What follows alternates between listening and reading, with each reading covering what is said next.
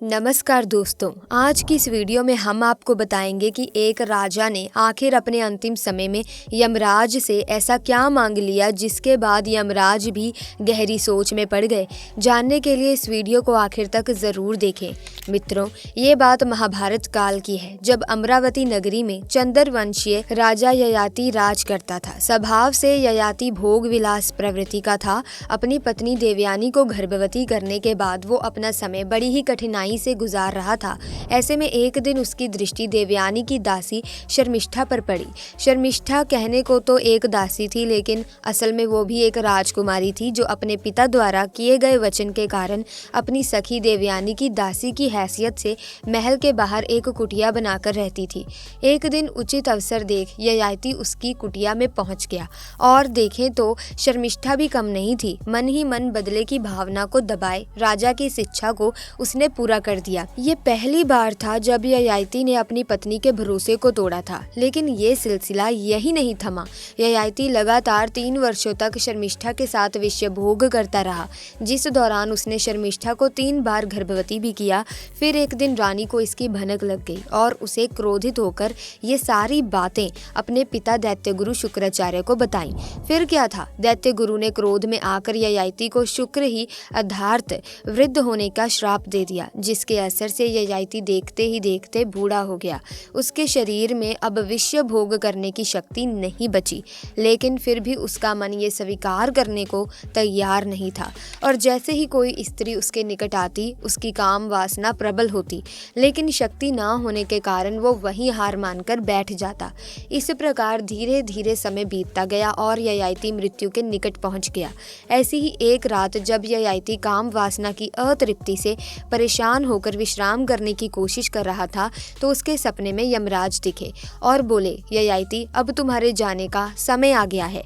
ऐसा बुरे सपने को देखकर ययाति विचलित हो गया और अगली सुबह उठते ही अपने ससुर से अपने खोए हुए यौवन और जीवन की भीख मांगने के लिए वो गुरु शुक्राचार्य के पास पहुंच गया। अपने दामाद की इस दशा पर दया खाकर उन्होंने ययाति को मौत से बचने का एक सुझाव दिया, और इस सुझाव के चलते जब यमदूत उसे लेने आए तो वो काल से अन्योविन्य करने लगा और कहने लगा कि हे यमराज, श्राप के कारण ही मेरी ये दशा हुई है, लेकिन अभी भी मेरी बहुत सी कामनाएं अधूरी हैं।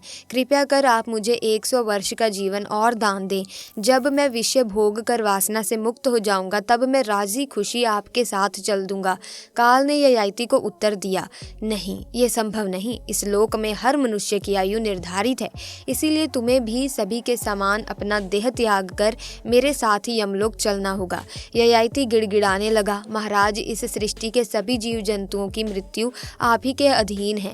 आप ही तो काल और महाकाल हैं, और अगर आप चाहें तो ऐसा क्यों नहीं हो सकता। अंततः यमराज को भी ययाति पर दया आ गई और उन्होंने उसके सामने एक प्रस्ताव रखा। ययाति, तेरे 5 पुत्र हैं, यदि उनमें से कोई भी तुम्हें अपने हिस्से का यौवन देने को तैयार हो जाए तो तू यहीं रहकर सुखपूर्वक अपनी इच्छाएं पूरी कर सकता है। ये प्रस्ताव सुन ययाति भी निर्लज्ज होकर अपने पुत्रों के सामने यौवन की याचना करने चला गया। उनके 5 पुत्र अभी सुंदर और जवान थे, अस्त्र विद्या में निपुण थे और गुणवान भी थे। ययाति ने अपने 5 बेटों से एक एक करके प्रार्थना किया, अपनी जवानी थोड़े दिन के लिए मुझे दे दो। उन्होंने कहा, पुत्रों, तुम्हारे नाना शुक्राचार्य के श्राप से मुझे अचानक ही बुढ़ापे ने दबा लिया है। अभी तक मैंने भोग विलास की तरफ ज्यादा ध्यान नहीं दिया था। नियम पूर्वक कर्तव्य करने में ही मैंने अपना सारा समय बिता दिया। मुझे बूढ़े पर दया करो और अपनी जवानी कुछ समय के लिए मुझे दे दो। जो मेरा बुढ़ापा ले लेगा और मुझे अपनी जवानी दे देगा, वही मेरे राज्य का अधिकारी होगा। मैं उसकी जवानी लेकर कुछ दिन भोग विलास की इच्छा पूरी कर लेना चाहता हूँ। राजा की इस प्रार्थना के उत्तर में बड़े बेटे ने कहा, पिताजी, आप ये क्या मांग रहे हैं? अगर मैं आपको अपनी जवानी देकर आपका बुढ़ापा खुद ले लूँगा तो नौकर चाकर और युवतियाँ मेरी हंसी नहीं उड़ाएंगी। ये मुझसे नहीं हो सकता। मुझसे ज़्यादा आपको मेरे भाई पर प्यार है, उसी से क्यों नहीं मांगते? दूसरे बेटे ने कहा, बुढ़ापा आदमी को कमज़ोर बना देता है, रंग रूप बिगाड़ देता है, बुद्धि भी बूढ़े की स्थिर नहीं रहती। आप मुझे कहते हैं कि ऐसा बुढ़ापा ले लूं? क्षमा कीजिए पिताजी, मुझ में इतनी हिम्मत नहीं है। तीसरे बेटे ने भी इसी तरह साफ इनकार कर दिया। उसने कहा, बूढ़ा ना हाथी पर चढ़ सकता है, ना घोड़े पर सवार हो सकता है, उसकी जवानी लड़खड़ाती है। ऐसा बुढ़ापा लेकर मैं क्या करूं? इससे तो मौत ही अच्छी है। नहीं पिताजी, मैं आपकी बात नहीं मान सकता। इस तरह 3 बेटों ने इनकार कर दिया तो राजा निराश से हो गया और उन्हें बड़ा क्रोध आया। फिर भी उन्होंने चौथे बेटे से बड़ी अनुनय पूर्वक कहा, प्यारे पुत्र, मैं समय से पहले ही बूढ़ा हो गया हूँ। तुम थोड़े दिन के लिए मेरा बुढ़ापा अपने ऊपर ले लो और अपनी जवानी मुझे दे दो। कुछ दिन सुख भोग करने के बाद मैं अपना बुढ़ापा वापस ले लूंगा और तुम्हारी जवानी लौटा दूंगा। इतनी दया तो मुझ पर करो। चौथे बेटे ने कहा, क्षमा कीजिएगा पिताजी, बुढ़ापा पराधीनता का ही तो दूसरा नाम है। बूढ़े को बात बात पर दूसरों का मुंह ताकना पड़ता है। अकेला चलते हुए भी वो लड़खड़ाता है। शरीर का मैल दूर करने तक के लिए उसे दूसरों का सहारा लेना पड़ता है। मैं अपनी स्वाधीनता खोना नहीं चाहता। चारों बेटों से कोरा जवाब पाकर राजा ययाति के शोक संताप की सीमा न रही। लेकिन फिर अंत में दासी शर्मिष्ठा से उत्पन्न हुए सबसे छोटे पुत्र पुरु के पास जाकर उन्होंने कहा, बेटा पुरु, तुमने कभी मेरी बात नहीं टाली। अब तुम ही मेरी रक्षा कर सकते हो। शुक्राचार्य के श्राप से मुझे बूढ़ा होना पड़ा है। जरा देखो तो सारे शरीर पर झुर्रियां पड़ी हैं। शरीर कांप रहा है, बाल एकदम पक गए हैं।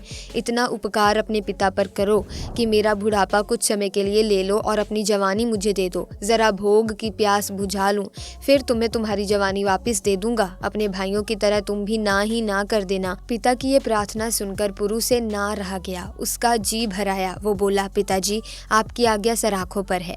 मैं खुशी खुशी अपनी जवानी आपको दे देता हूँ और आपका बुढ़ापा तथा राजकाज संभालने का बोझ अपने ऊपर ले लेता हूँ। ययाति ने ये सुनते ही पुत्र को प्रेम से गले लगा लिया। उसका ये त्याग देखकर यमराज पुरु को समझाने लगे, हे पुत्र, तुमने अभी देखा ही क्या है? क्या तुम इस संसार के भोग को भोगने की इच्छा नहीं रखते? पुरु ने उत्तर दिया, यमराज, सांसारिक भोगों की अधिक आसक्ति ठीक नहीं और मैं अपने पिता की ये दशा देखकर ये अंदाजा लगा सकता हूँ कि अगर मैं भी इन आसक्तियों से आसक्त हो गया तो कल मेरी भी यही दशा होगी। पुरु की इस दूरदर्शिता का सम्मान करते हुए यमराज ने उसका यौवन ययाति को लौटा दिया। पुत्र से प्राप्त यौवन से ययाति एक बार फिर अपनी अंधाधुंध काम वासना को पूरा करने में लग गया और कब इन सब में 100 वर्ष बीत गए उसे पता ही नहीं चला। फिर क्या था, एक बार फिर मौत उसके सामने खड़ी हुई।